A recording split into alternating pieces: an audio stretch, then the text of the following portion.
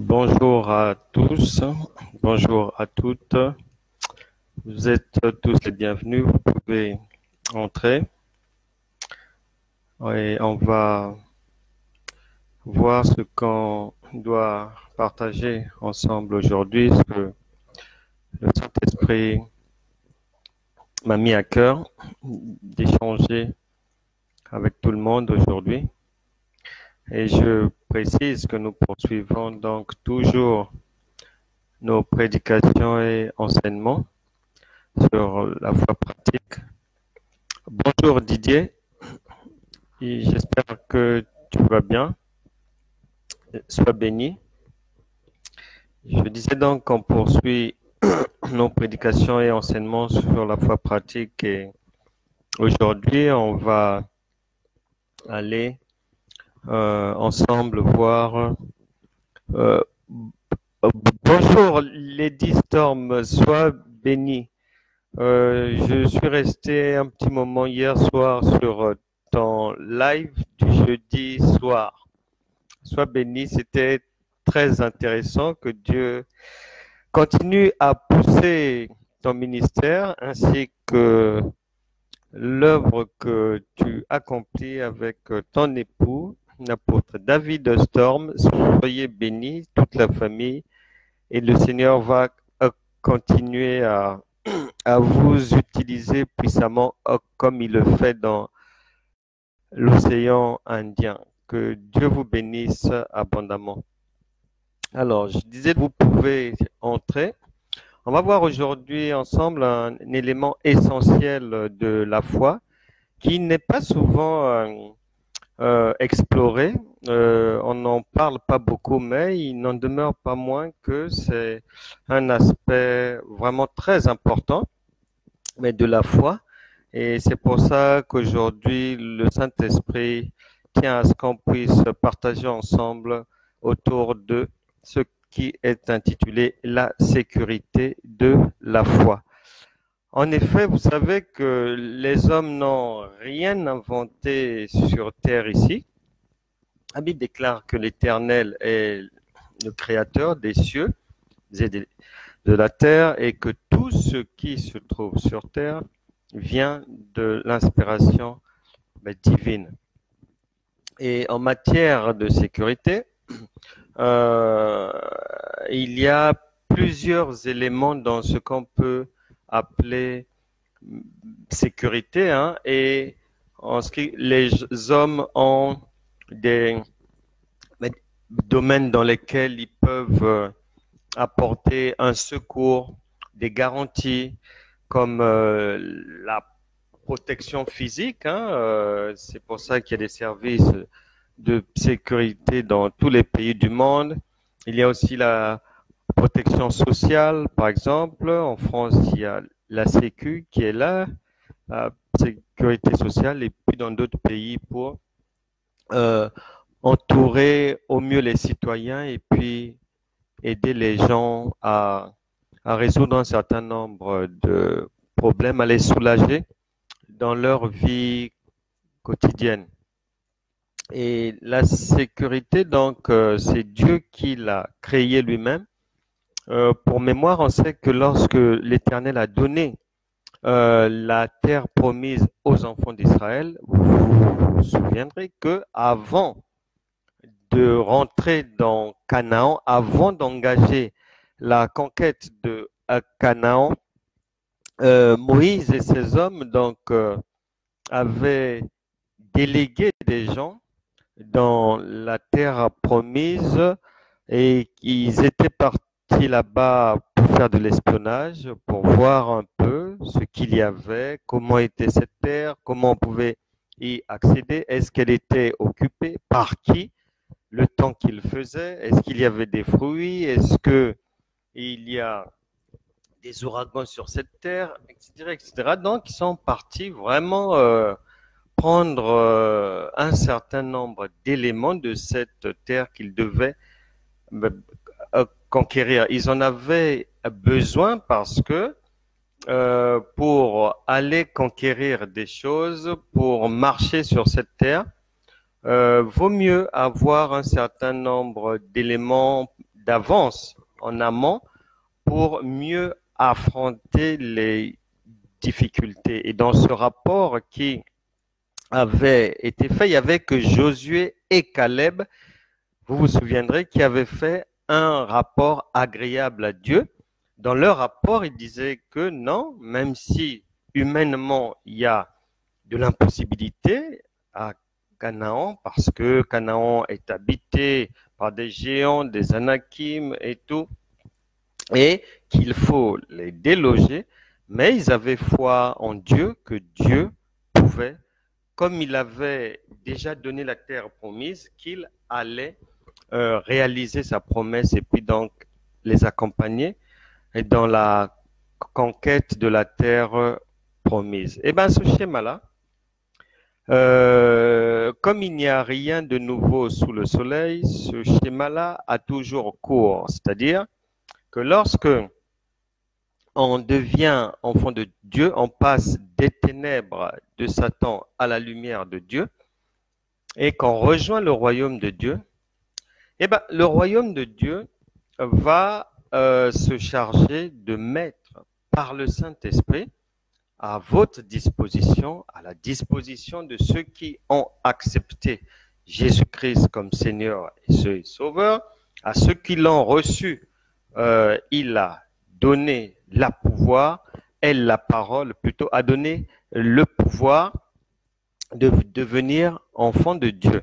Donc à cela, Dieu garantit, vous pouvez parcourir toutes les promesses divines, elles vont nous conduire, toutes les promesses de l'Ancien Testament jusqu'au Nouveau Testament, elles nous conduisent à un lieu qui est celui, en résumé, où notre vie est sécurisée par Dieu.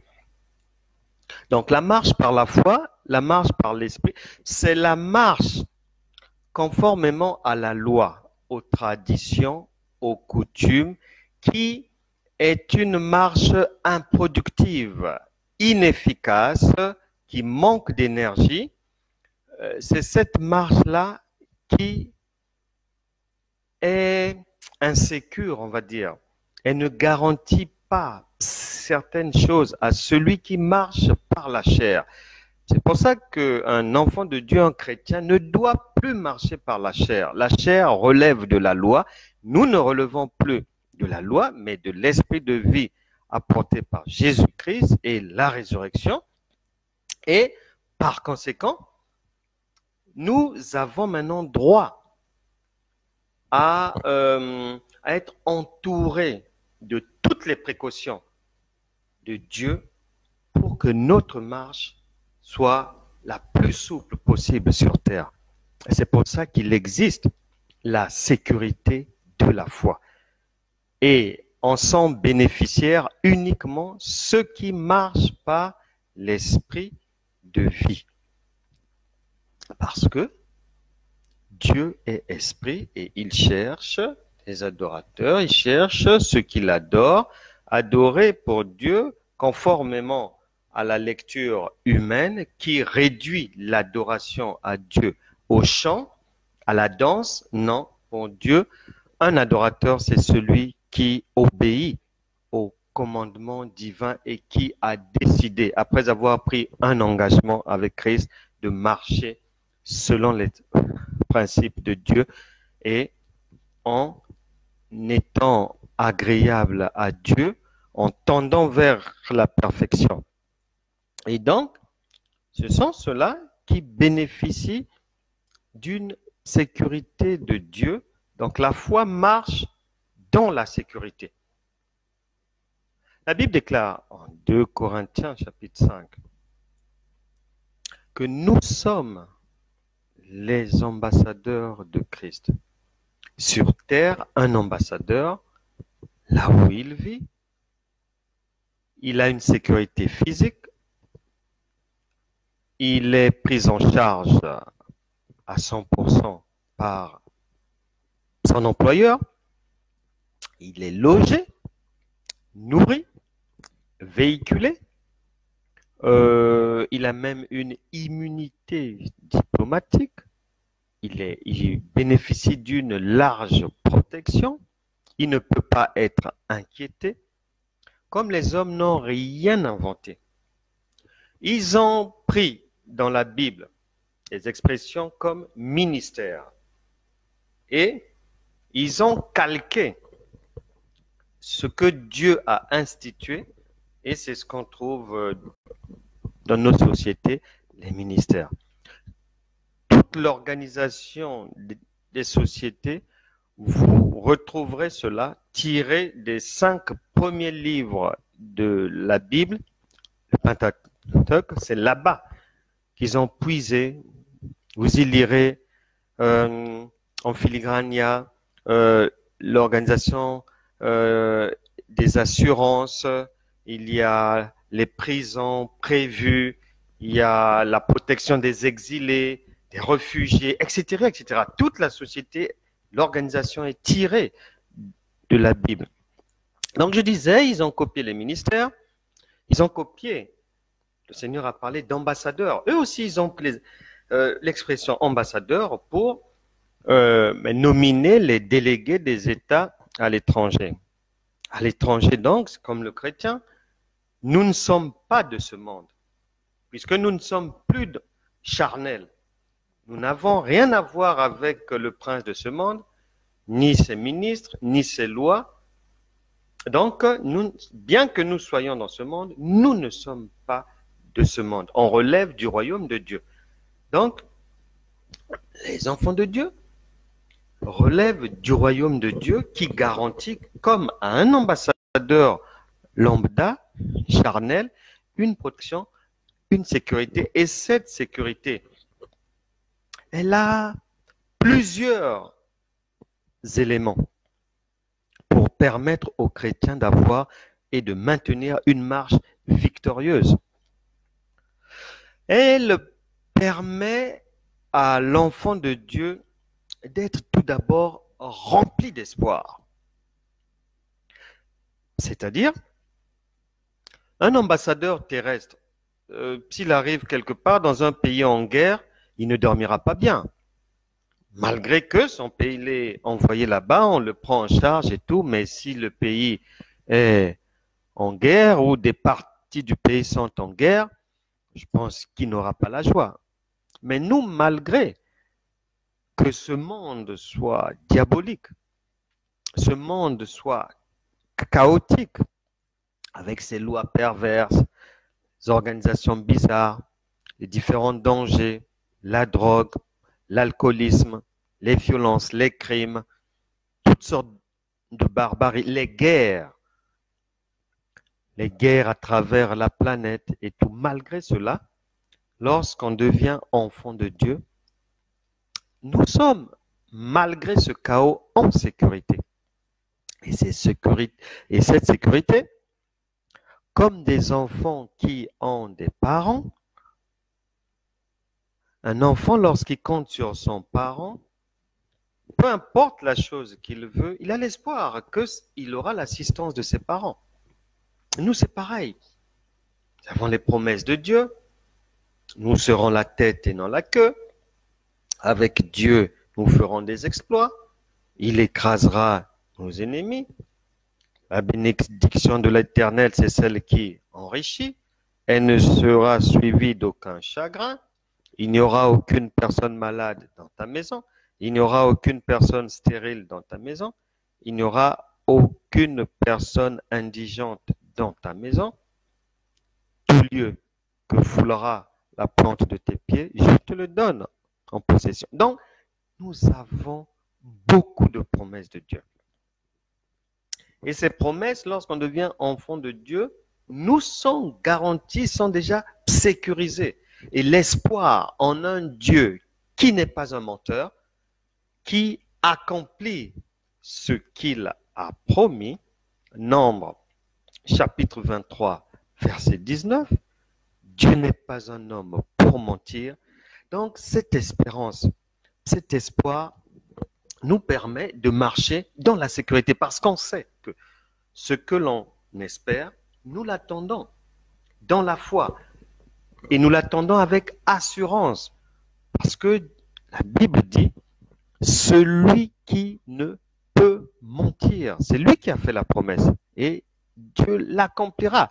Tant que nous restons dans la marche par la foi, par l'esprit, tant que nous maintenons notre communion avec Christ, on peut être sûr que ce qu'il a promis, il l'accomplira. C'est une aide qui nous permet d'attendre le secours, l'assistance, la sécurité que nous bénéficions, dont nous bénéficions du royaume de Dieu, est une aide qui nous permet d'attendre le secours de Dieu devant les épreuves, devant les situations, peu importe ce que vous vivez, peu importe la durée de la nuit, le jour finit toujours par arriver.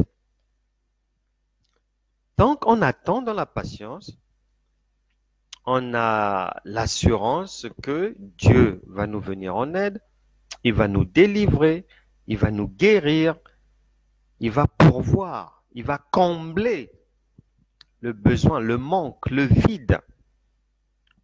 La Bible déclare qu'il guérit les cœurs brisés. C'est pour ça que Job a dit, Job chapitre 14, verset 7, faisant allusion à l'être humain, faisant allusion à un homme, parce que Dieu a plusieurs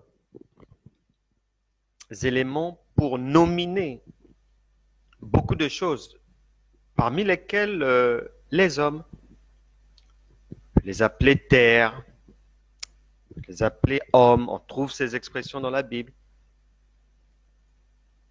Et à travers Job, il parle de nous en tant qu'arbre. Et en Job, chapitre 14, verset 7, il est dit, un arbre a de l'espérance. Donc nous ne devons pas désespérer. La foi ne connaît pas le désespoir. C'est une sécurité de ne pas être inquiété dans son quotidien. C'est une belle sécurité. Et très peu de personnes sur Terre sont ainsi sécurisées. Et nous avons l'avantage, par la foi, d'avoir cette sécurité. C'est pour ça que dans l'évangile de Jean, chapitre 14, verset 1, il est dit que ton cœur ne se trouble point. Tant que tu es déjà dans le royaume de Dieu, un royaume d'excellence, de victoire, étant sur une montagne, puisque le Seigneur nous a élevés, et la montagne, c'est un lieu de fortification, d'enseignement, de formation. Et nous y sommes avec Dieu. Et de temps à autre, lorsque nous sortons dans cette société, dans la vallée, c'est pour accomplir les œuvres de Dieu.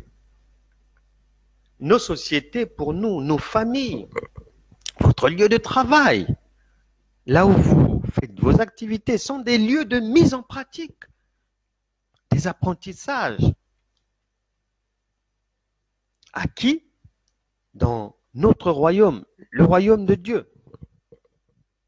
C'est la mise en pratique de ce que l'on a appris, l'on a entendu, l'on a suivi lorsque nous sommes sur la montagne, c'est-à-dire avec Dieu, dans les activités de nos assemblées, dans la méditation de la parole de Dieu.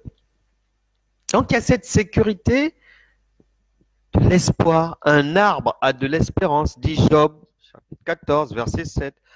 Quand on le coupe, il repousse. Et c'est ce que le Saint-Esprit veut nous rappeler aujourd'hui, ou l'apprendre à ceux qui l'ignoraient. Ne perds pas espoir, peu importe la situation. Vous vous êtes peut-être présenté hier à une embauche. On vous a fermé la porte au nez. C'est pas grave. Dieu ouvre une porte à côté. Peu importe la douleur, le drame, la douleur, gardez toujours l'espoir. tant que vous êtes enfant de Dieu, tant que vous marchez dans l'obéissance au Seigneur, le Saint-Esprit va agir. Dieu n'est pas un homme pour mentir. Ce qu'il a dit, il le fera. Que ce soit pour vous, pour vos familles, pour les enfants, pour vos conjoints, il le fera. Que ce soit dans vos activités, les projets, les entreprises, il mènera ces projets-là à terme. Parce que le Saint-Esprit est en vous maintenant. Et c'est lui qui porte votre sécurité. Comme il est en vous, il est le gardien, le garant de la sécurisation de votre marche. N'ayez pas peur. Il agira au moment opportun.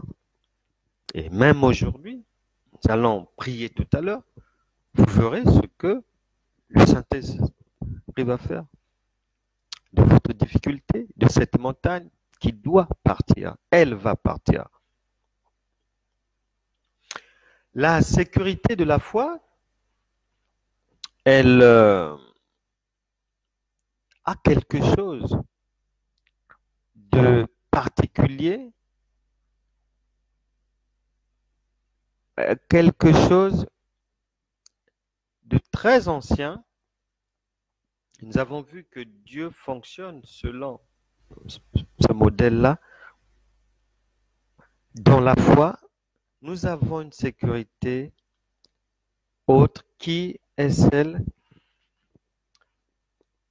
qui veut qu'il n'y a rien qui puisse vous arriver. Il n'y a aucun événement, aucun moment de joie, aucun moment de tristesse qui peut vous arriver à partir du moment où vous devenez enfant de Dieu. Il n'y a pas ce genre de choses sans que le Seigneur ne vous donne l'information. Ça n'existe pas. Il n'y a que deux choses. Soit vous aviez reçu l'information ou Dieu avait parlé, mais il parle tantôt d'une manière, tantôt d'une autre, mais Job a dit, l'homme n'y prête pas attention. Puisqu'il a dit qu'il connaît les projets qu'il a formés pour vous. Donc, il va vous les indiquer. Obligatoirement. Donc, il peut le faire par la méditation de la parole de Dieu. Il peut le faire à travers un songe, à travers une prophétie, à travers une lecture inspirée, à travers une parole de sagesse de quelqu'un, une parole de connaissance. Il peut le faire. Mais l'on se doit, lorsqu'on devient enfant de Dieu, on se doit d'être alerte, attentif. Ne pas vivre dans le bruit permanent, non. Parce que le renseignement de Dieu, le service de renseignement du royaume de Dieu est toujours actif. Si les hommes mortels cherchent des informations matin, midi, soir, pour les transmettre à qui de droit, à combien plus forte raison Dieu ne prendrait-il pas les informations de son cœur qu'il nous ferait parvenir via le Saint-Esprit?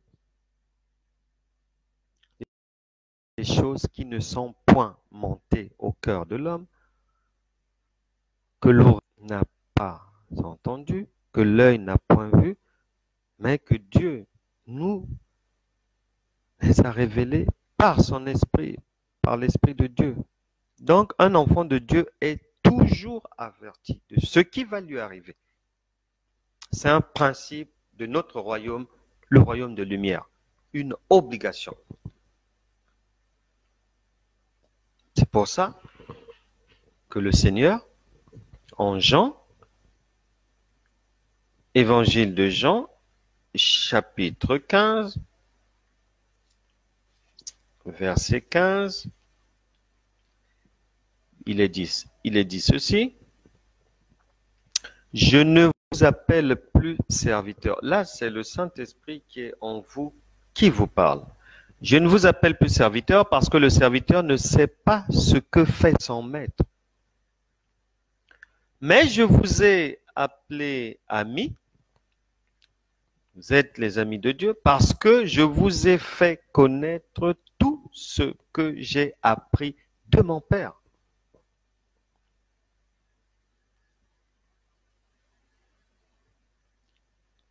Donc Dieu fait toujours savoir à ses enfants ses projets pour ses enfants. Et si quelque chose de moins reluisant doit arriver, il nous fera aussi parvenir l'information. En Genèse chapitre 18, verset 17, cacherai-je à Abraham ce que je vais faire? Et le Abraham d'aujourd'hui, c'est vous. Je le dis, je le répète, la répétition des sciences, Dieu n'a aucun intérêt à nous parler des gens que nous ne connaissons pas. Donc là où il y a le nom d'Abraham, de Josué, d'Isaac, pour le Saint-Esprit, il parle de vous-même. Il n'a aucun intérêt à vous cacher quelque chose. Non, puisque, on vient de le lire, Jean 15, 15, vous êtes amis de Dieu, ambassadeurs de Christ, nés de nouveau, remplis de l'Esprit de Dieu, marchant selon les principes du royaume de Dieu. On ne peut rien vous cacher. Dieu ne peut rien vous cacher. En Ésaïe 46, verset 10, il insiste pour vous le dire. J'annonce dès le commencement ce qui doit arriver. Il entend d'avance ce qui n'est pas encore accompli. Même si la chose va arriver dans 5 ans, Dieu va vous donner l'information. Et des fois, on commet une erreur dans notre vie, dans notre marche, c'est que on reçoit une information en songe, par exemple aujourd'hui.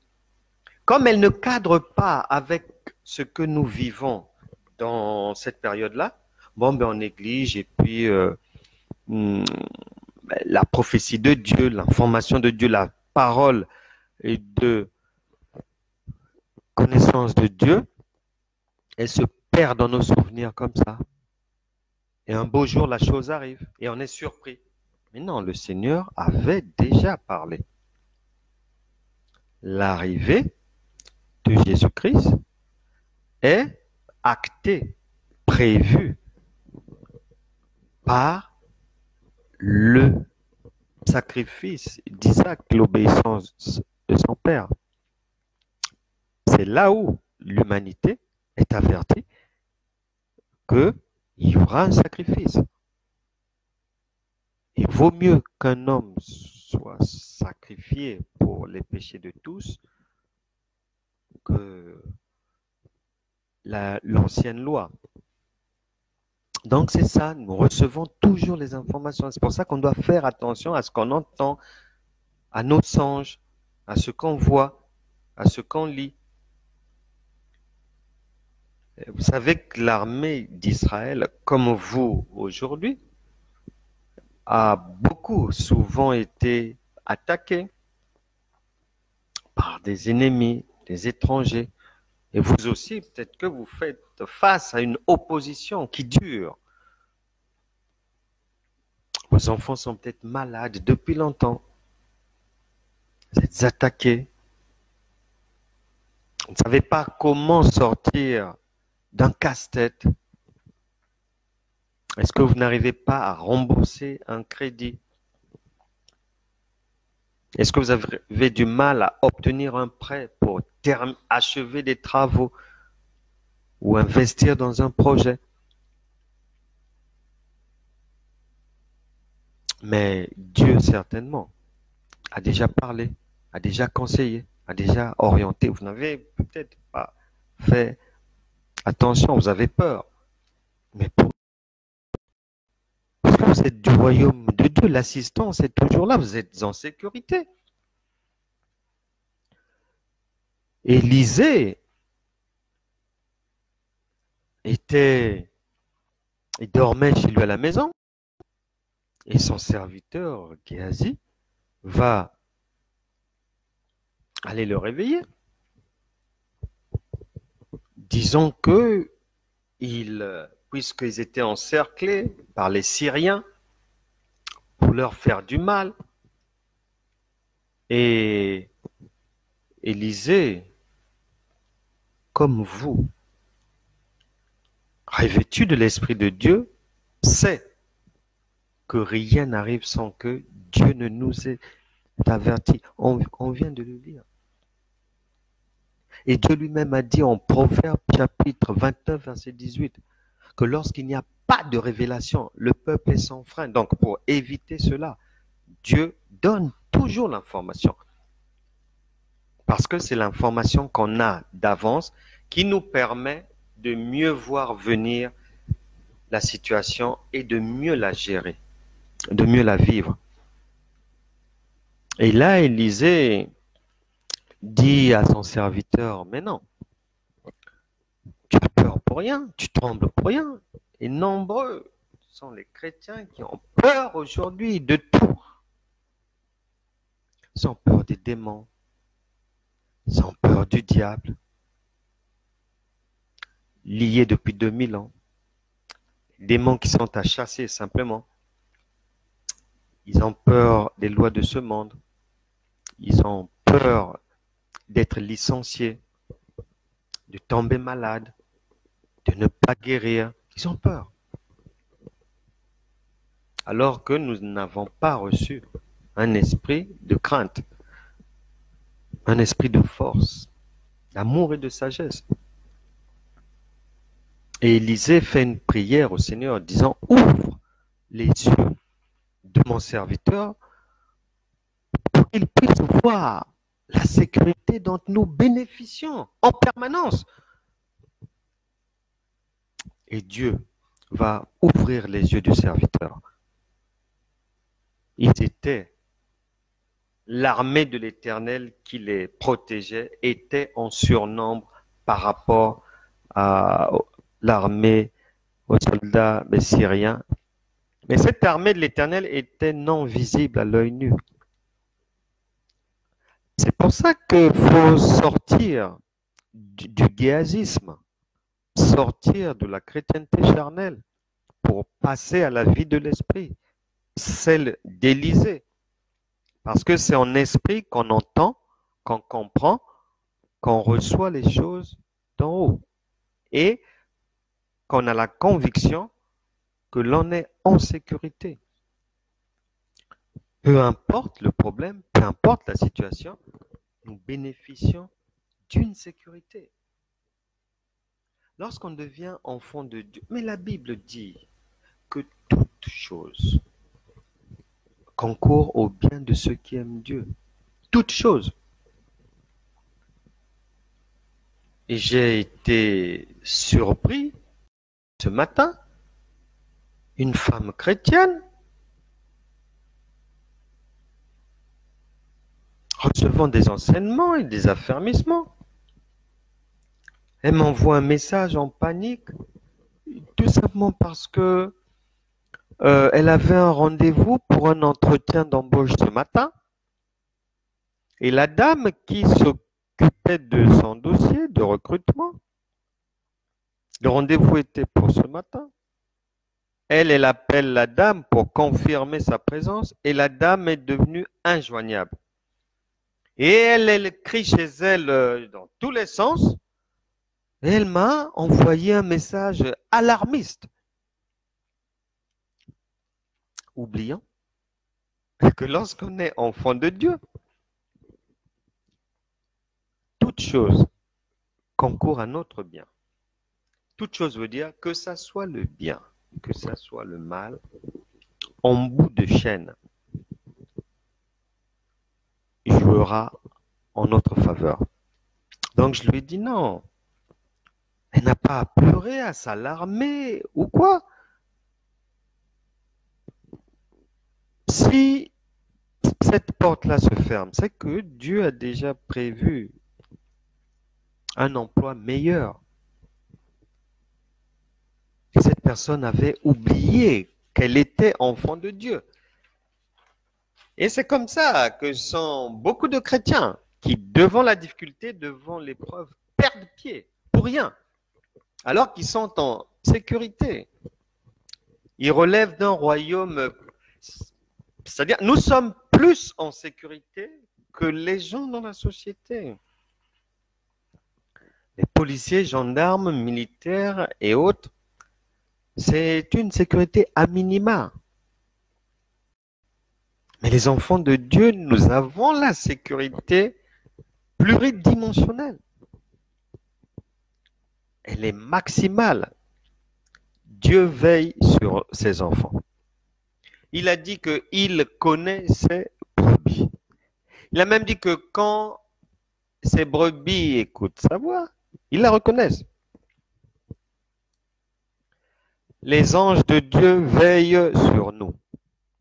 Les myriades d'anges de Dieu veillent sur nous. Le Saint-Esprit est en nous pour nous conduire à bon port et nous sortir de toute difficulté à travers des signes, des prodiges, des miracles et des merveilles de Dieu. Donc on n'a pas à paniquer, même lorsqu'on a eu une mauvaise information. Dans le mal est souvent caché le bien de Dieu. C'est pour ça qu'on ne doit pas pleurer, on ne doit pas paniquer. La Bible déclare que c'est l'Éternel qui avait endurci le cœur de Pharaon pour qu'il opprime de plus belle les enfants de Dieu afin de manifester sa gloire. Et Dieu le fait toujours. Et la sécurité que nous avons, nous qui sommes dans le chemin, est une sécurité qui nous permet de dominer au milieu de nos ennemis. C'est pour ça que les enfants de Dieu, Dieu n'a pas jugé utile de nous faire une autre planète, c'est-à-dire pour y affecter tous ceux qui deviennent enfants de Dieu. Non, ça ne sert pas. Puisque la victoire nous est acquise, nous marchons dans le miraculeux. Nous avons été élevés, assis à la droite de Dieu. Et nous n'avons plus rien à voir avec les ennemis et autres. Nous n'avons plus rien à voir avec l'échec. Même si l'adversité vient, elle va partir. Donc c'est pour ça que le Seigneur nous a laissés là, dans ce monde démoniaque, avec des principautés horribles, des esprits méchants dans les lieux célestes, des autorités diaboliques. Mais nous avons la possibilité de dominer au milieu de nos ennemis. C'est pour ça que la présence du colonisateur romain ne dérangeait pas le royaume de Dieu. Et Jésus est venu à ce moment-là, au moment de la colonisation. Donc ce n'est pas parce que votre famille est dans une situation difficile, vous venez d'un village méprisé, d'un pays méprisé, et votre famille est la plus minable, comme celle de Gédéon à l'époque, ça ne dérange pas le royaume de Dieu. Car le Seigneur dit, dans le psaume 110, verset 2, « Assieds-toi à ma droite, jusqu'à ce que je fasse de tes ennemis ton marchepied. Domine au milieu de tes ennemis. » Voilà. Psaume 110, verset 1 à 2. Le Saint-Esprit est en vous pour vous faire marcher en permanence dans la victoire, par une vie victorieuse. Les ennemis ne peuvent rien nous empêcher de faire. Rien. Rien. Peu importe le domaine, il n'y a rien à faire. Puisque le royaume de Dieu a des ressources illimitées, c'est-à-dire si vous êtes commerçant, la concurrence, vous n'en avez que faire lorsque vous êtes en Jésus-Christ. Parce que notre Père qui est dans les cieux et le Saint-Esprit qui est en vous est capable de tout. Nous avons des ressources dans notre royaume illimitées. Dans le royaume de Dieu il n'y a pas de concurrence dans le royaume de Dieu. C'est pour ça qu'on n'a pas besoin, un chrétien n'a pas besoin d'envier ni un autre chrétien, ni un parent, ni un voisin, ni qui que ce soit. On n'est pas dans ces choses-là. S'il prospère, gloire à Dieu. Nous sommes déjà prospères. Nous avons les meilleures promesses de cette terre. À nous d'y croire et de les faire passer de l'invisible au visible. Mais nous avons pour ce faire, Romains chapitre 4, verset 17, nous avons la parole de Dieu pour faire apparaître ce qui n'est pas visible à l'œil nu, pour opérer, pour écraser les ennemis, pour les enlever de votre chemin. Ceux qui vous barrent la route, ceux qui ne veulent pas vous voir être promus au travail ou quoi, par la parole de Dieu, par le Saint-Esprit qui est en vous, ils doivent partir. Parce que Dieu est là, vous êtes là et Dieu est en vous. Ils doivent partir sans délai. Et aujourd'hui, on va prier pour les faire partir. Ils doivent partir. La sécurité de la foi nous permet de vivre une vie jonchée d'exploits successifs. Et c'est pour ça que en Daniel chapitre 11, verset 32, là-bas, c'est clair et net, il est dit que ceux qui connaissent leur Dieu, c'est pour ça que il est plus intéressant, il est préférable, il est mieux qu'en tant qu'enfant de Dieu, qu'on puisse apprendre, qu'on puisse s'affermir, qu'on puisse suivre ses enseignements pour aller connaître notre Dieu, ses principes, son fonctionnement. Comment mettre en mouvement l'armée de l'Éternel? Comment devons-nous prier pour faire descendre de l'invisible au visible toutes nos promesses, pour marcher dans la foi, une vie victorieuse, à la victoire assurée. Cette sécurité permet à Dieu de nous dire, de vous dire aujourd'hui qu'ils peuvent vous faire la guerre. Jérémie chapitre 1, verset 19. Ils vous feront la guerre. Il n'y a pas de problème. C'est peut-être embêté au travail, par la santé ou des problèmes de famille vraiment qui n'en finissent pas. On vous embête dans des choses vraiment pour lesquelles vous n'avez rien à faire là-dedans. Vous êtes innocent. Ou on vous a usurpé quelque chose qui vous appartient. Et Jérémie chapitre 1 verset 19 dit qu'ils vous feront la guerre. Donc, vont vous chercher des problèmes, vont vous délivrer des documents, ça sera problématique. La nuit, on ne peut pas dormir, il y a des cauchemars, vraiment, on voit des animaux bizarres, étranges. Oh, les problèmes n'en finissent pas. On résout celui-ci, la semaine prochaine, c'est un autre, et puis ça n'arrête pas. Soit ce sont les enfants qui sont malades, soit c'est la voiture qui tombe en panne, soit là-bas,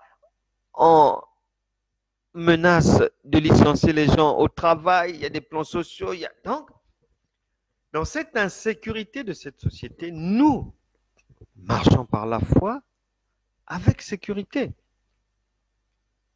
Et là-bas, il est dit, ils vous feront la guerre. Donc, ce genre de guerre-là, que la vie nous présente devant la porte tous les jours, des situations compliquées. Mais ils vous feront la guerre.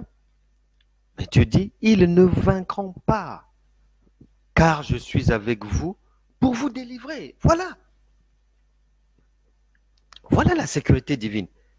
Délivrer de quoi? De toutes sortes de situations. Délivrer de quoi? Délivrer de l'adversité, de la pauvreté imposée par les pouvoirs des méchants. Et délivrer de la stérilité.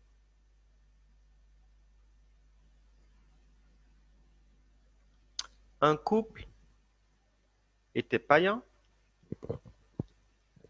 ils sont devenus chrétiens. La femme, 54 ans, c'était dans le Seigneur. Lorsqu'ils étaient dans le monde, c'était connu que c'était un couple sans enfants, donc la femme était cataloguée stérile. Mais le royaume de Dieu a une sécurité vraiment merveilleuse. Pendant qu'ils sont en train de poursuivre leur marche chrétienne, Dieu leur a fait une surprise formidable. La femme va prendre du poids, puisque dans la tête a été colonisée par son état de stérilité. À un moment donné, elle prend du poids, et donc elle va de visite en visite, et puis elle rentre dans un régime pour maigrir. Elle rentre dans un régime pour maigrir. Et elle ne perdait pas de poids. Donc, comme ils avaient des moyens, ils ont voyagé à gauche, à droite, consulté des spécialistes et tout, pour qu'elle puisse perdre du poids, parce qu'elle avait pris beaucoup de poids. Aucun gramme ne part. Elle prend encore du volume et ça les inquiète. Ils sont inquiets, font des va-et-vient, la maison, l'hôpital, les voyages médicaux et tout. Et la femme, un beau jour, dans cette lutte-là, contre l'obésité, la femme, à sa grande surprise, sans le savoir, va découvrir, une fois à l'hôpital, en fait, elle était enceinte, ça faisait 9 mois, et à 54 ans, elle a mis au monde sans même savoir. Ni l'homme, ni la femme ne savaient que madame était enceinte et que Dieu avait décidé de mettre fin à la stérilité dans ce foyer. Et, chose merveilleuse, si on pousse la réflexion loin, on arrivera à la conclusion que certainement qu'il devait être très combattu, avec beaucoup d'adversité. Alors, pour leur épargner des combats, des luttes, pour ne pas que leur foi nouvelle, récente, puisse faillir, pour ne pas qu'ils soient découragés, Dieu a caché à qui que ce soit au couple et aux ennemis, l'état de grossesse de la femme, pour ne pas que les malins puissent s'en prendre à l'enfant qui devait venir. Souvenez-vous que le Seigneur avait rendu muet Zacharie pour que la grossesse de sa femme aille à son terme. Et Dieu le fait encore aujourd'hui. Peut-être que vous êtes dans ce cas. Dieu a de belles surprises. La marche chrétienne authentique est une marche sécurisée. La foi est sécurisée. L'adversité ne peut pas résister devant un authentique enfant de Dieu, plein du Saint-Esprit, marchant selon les principes de Dieu, ayant comme visée les objectifs de son royaume, du royaume qu'il a missionné sur terre en tant qu'ambassadeur de Christ, d'abord. Enfin, pour finir, et on va s'arrêter là, les chrétiens qui marchent par la foi ont une sécurité sur tout ce qui touche et qui commence par les besoins primordiaux. Avez-vous déjà vu un ambassadeur d'un État faire la manche? Avez-vous déjà vu un ambassadeur d'un pays mendier son pain? À combien plus forte raison, un authentique ambassadeur de Christ. C'est vrai qu'on peut arriver dans le royaume démuni, mais après un certain moment, après une adaptation, après une assimilation des principes de fonctionnement du royaume de Dieu, il y a une prise en charge. Le ciel vous prend en charge, obligatoirement. C'est pour ça que David pouvait chanter « L'Éternel est mon berger, je ne manquerai de rien. Il me fait reposer dans de verts pâturages. Il dirige mes pas. Il me dirige près des eaux paisibles. Il restaure mon âme. » C'est pour ça que la parole de Dieu est claire là-dessus. On reçoit toujours une assistance. Et le Saint-Esprit enfonce le clou dans le psaume 34, verset 10, disant carrément que rien ne manque à ceux qui craignent Dieu. Rien. Une sécurité, même alimentaire, une sécurité vestimentaire pour les enfants de Dieu, prévue par le Seigneur lui-même.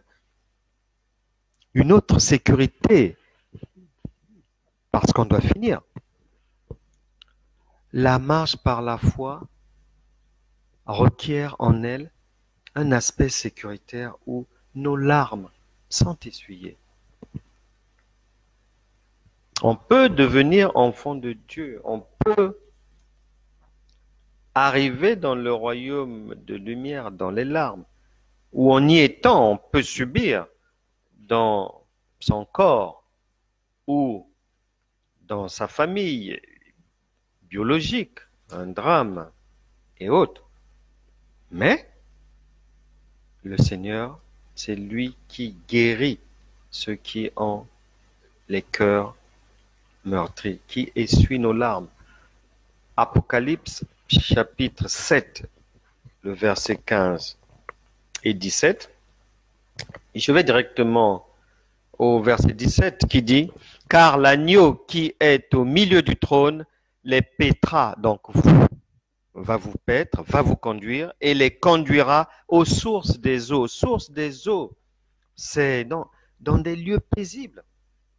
Une paix financière, une paix maritale, une paix dans vos investissements, une paix dans vos relations avec les membres de votre famille, la paix partout, dans tout domaine de votre vie.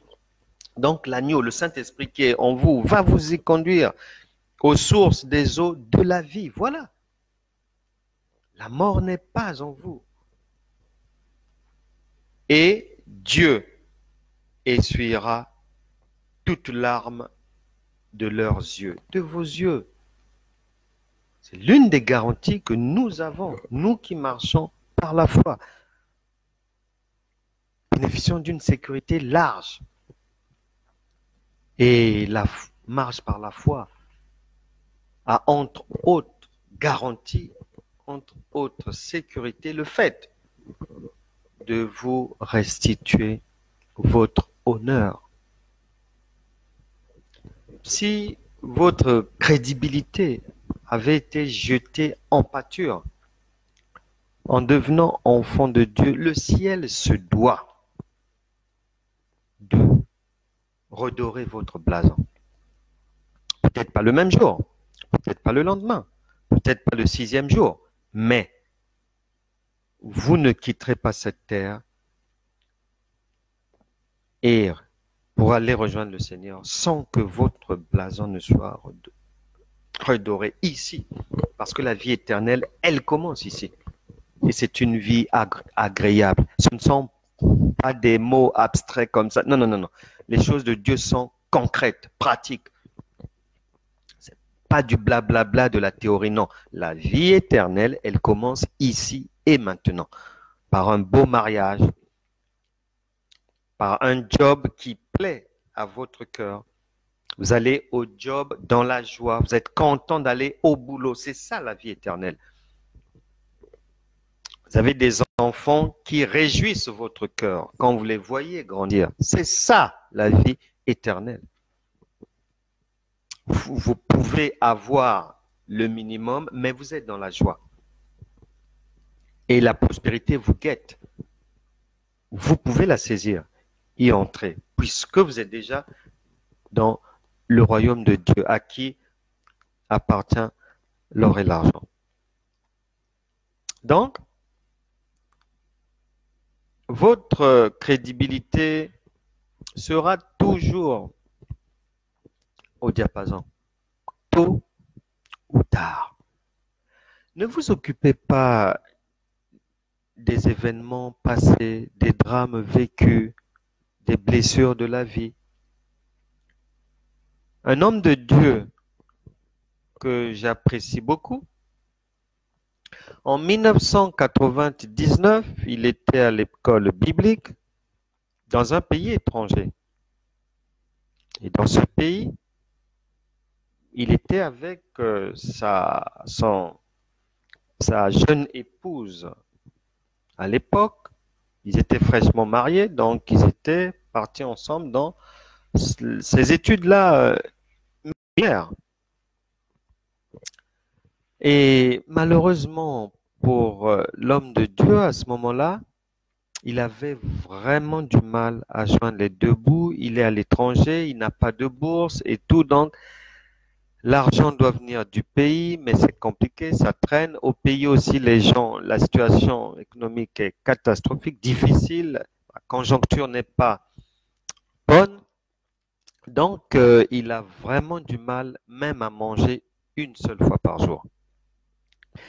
Et pendant qu'il est à l'Institut théologique dans ce pays anglophone, dans le cadre de ce cursus-là, à un moment donné, les dimanches, il doit aller prêcher dans une église.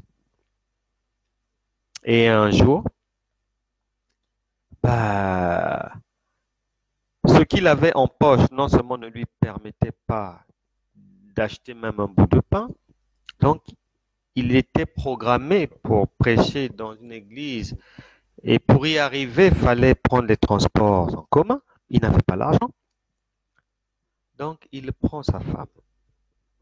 Ils arrivent à la gare routière. Il va voir un contrôleur de bus. Il lui expose son problème. Que voilà, vraiment, je dois aller quelque part pour l'évangile, annoncer la bonne nouvelle, mais je n'ai que ça. Et je sais que ça ne me permet même pas de monter dans ton bus. Est-ce que tu peux nous faire cette faveur? En plus, je suis avec ma femme. Le contrôleur, puisqu'il avait reçu la demande de manière discrète, au lieu de rester discret, vous savez, il y avait du monde, beaucoup de bus, beaucoup de gens avec des marchés et tout. Il a crié. Et tout haut, il s'est mis à dire, oui, vous aussi, ça commence à bien faire. Vous nous embêtez vraiment. Si vous n'avez rien, pourquoi sortir de chez vous? Pourquoi vous habiller même comme vous êtes là? Il a parlé.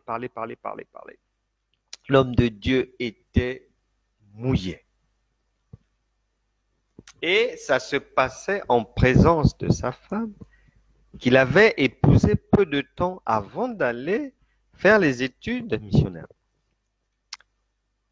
Il dira ceci, rendant témoignage, il dira que ce jour-là, à ce moment-là, il n'avait qu'une seule envie, si la terre pouvait s'ouvrir, qu'il disparaisse. Il était complètement mouillé. Et sa femme était calme. Plusieurs minutes après, le bus en question, au moment de partir, le contrôleur va lui faire signe, va les appeler finalement. Il les appelle, il leur dit de monter. Au moment où ils montent, le bus démarre et le contrôleur, il en rajoute une couche. Le bus est plein, le contrôleur va dire « vous là », en s'adressant au couple, comme vous n'avez pas d'argent, vous ne vous asseyez pas, vous restez debout. L'homme de Dieu venait de subir encore une sérieuse humiliation. Il avait envie de disparaître. Et en fait, il disait que dans sa tête, il se posait maintenant la question, est-ce que par rapport à ça, étant même incapable de nourrir ma femme, même de lui payer le transport ou quoi, il se disait, est-ce qu'elle ne va pas m'abandonner? Est-ce que là, aujourd'hui, ne signe-t-il pas la fin de mon couple? Mais, il dira ceci, le secours de Dieu lui est venu d'une manière qu'il n'avait jamais imaginée. Étant dans ce bus, debout, plein de honte, tout en sueur désormais, parce que la honte était maximale. À sa grande surprise, son épouse va prendre sa main, va serrer la main de son mari dans la sienne et son épouse va lui dire à l'oreille que ne t'occupe pas de ça, ne retiens pas ça, tout ça là c'est rien, je sais qu'un jour tu m'offriras une voiture. Et l'homme de Dieu dira que cette parole fut une résurrection pour lui. Ça l'a requinqué. Et ce jour-là, il a libéré la parole de Dieu avec joie. Cette parole l'avait convaincu que non seulement sa femme n'allait pas l'abandonner et qu'en fait, sa femme ne retenait même pas toute cette honte-là, ça ne l'influençait même pas, et qu'elle lui manifestait un amour incroyable. Et de surcroît, elle avait l'assurance que son mari allait avoir non seulement pour lui une voiture un jour, mais suffisamment pour offrir à la femme. Nous sommes en sécurité. Les années passent, 1 an, 2 ans, 3 ans, 4 ans, 10 ans après. L'homme de Dieu était déjà rentré dans le ministère. Au fur et à mesure du travail, le Seigneur a commencé à sécuriser l'existence de ses serviteurs, du couple. C'est pour ça qu'il faut servir Dieu pendant qu'il est temps. Vous êtes des ambassadeurs de Christ. Faites le bien autour de vous. Présentez le Christ qui délivre, qui guérit, qui soigne. 10 ans après, un jour, ils sont chez eux. On vient dire à l'homme de Dieu qu'il y a quelqu'un qui voulait le voir. Et la personne arrive. Et la personne lui dit,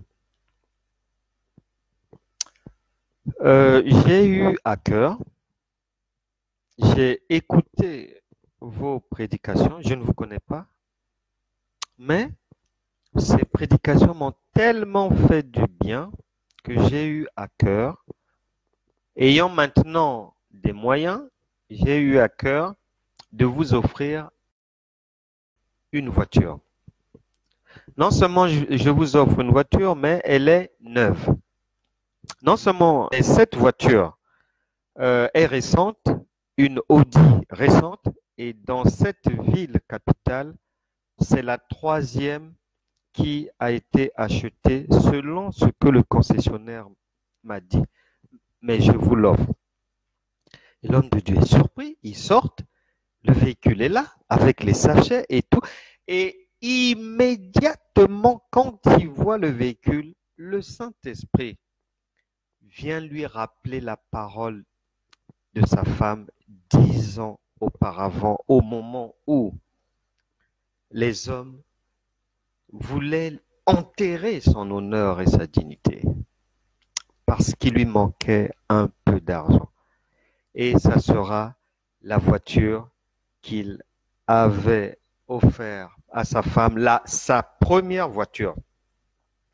Il l'a offert à sa femme pour remercier son épouse d'avoir eu l'inspiration de cette parole vraiment qui contenait une promesse de Dieu et que Dieu vous avait tenu à réaliser. Vous êtes en sécurité. C'est pour ça qu'en Matthieu chapitre 28, verset 20, à la fin du verset 20, le Seigneur a dit, voici, je suis avec vous. Il est maintenant avec vous par le Saint-Esprit. Et il dit qu'il est avec vous tous les jours jusqu'à la fin du monde. Pour faire quoi? Pour vous mener à bon port, pour vous permettre d'avoir une existence éternelle, pour vous permettre de vivre la vie éternelle qui est agréable ici et là-bas auprès du Père pour sécuriser votre existence tant que vous demeurez dans la foi divine. Prions le Seigneur. Seigneur, merci pour ta parole. Nous croyons que tu es vrai et que tu es Dieu et que, Seigneur, tu nous as fait des promesses, que tu t'es engagé et que tu as toujours dit que tu accompliras car tu n'es pas un homme pour mentir. Seigneur, je prie que tous ceux qui sont connectés et par ricochet leurs enfants, leurs familles, leurs conjoints, leurs proches, Seigneur, accomplissent toutes les promesses, Seigneur, attachées à leur vie. Que leur foi soit récompensée, que toute montagne qui se dresse devant eux, des difficultés incroyables, que la main divine les enlève aujourd'hui au nom de Jésus. Que ceux qui ne trouvent pas le sommeil trouvent le sommeil.